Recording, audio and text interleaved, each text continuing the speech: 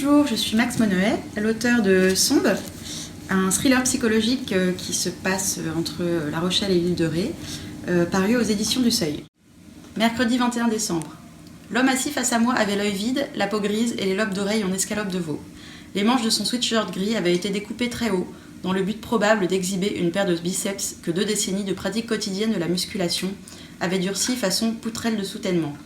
Il faisait à peine 15 degrés dans la cellule, mais il portait un pantalon de fine toile de coton blanc, taché ici et là, et son front était luisant de sueur. Sur son crâne totalement glabre se reflétaient les néons blancs.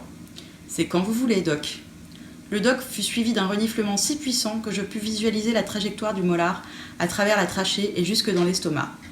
J'attendis la fin du voyage en le fixant droit dans les yeux. « C'est vous qui avez demandé à me voir, François ?» Une de ses paupières tressauta à l'instant où son prénom franchit mes lèvres.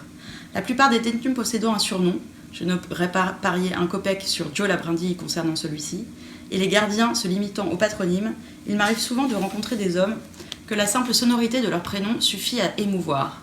Mais François, ça avait plutôt l'air de le foutre en rogne. « Vous voulez me dire pourquoi nous sommes là ?» continuai-je. « Il est en quoi, ce pull, Doc ? On dirait une putain de peau de lapin. » Je jetai un œil à ma manche. C'était le pull noir que Julia m'avait offert à Noël l'année précédente. Je devrais peut-être arrêter de le porter ici. Ce n'était pas la première fois qu'un détenu me posait cette question. Et c'était loin d'être anodin. Même si, dans mon métier, absolument tout est loin d'être anodin. En cachemire.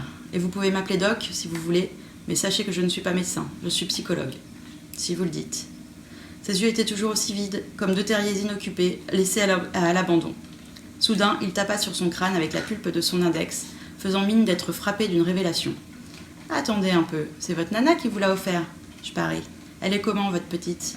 Dites-moi un peu, Doc. » Je parie qu'elle est blonde. Je réprimai un sourire. Tentative d'extorsion d'informations pour petit plaisir solitaire nocturne. Typique d'une sexualité frustrée, d'un plaisir fonctionnement en vase clos. 20 ans d'emprisonnement débouchent rarement sur un résultat différent. « Et vous, on m'a dit que vous aviez une fiancée dehors. » « Ouais, elle s'appelle Vanessa. Elle a 22 ans. Un petit cul à se bouffer la langue. »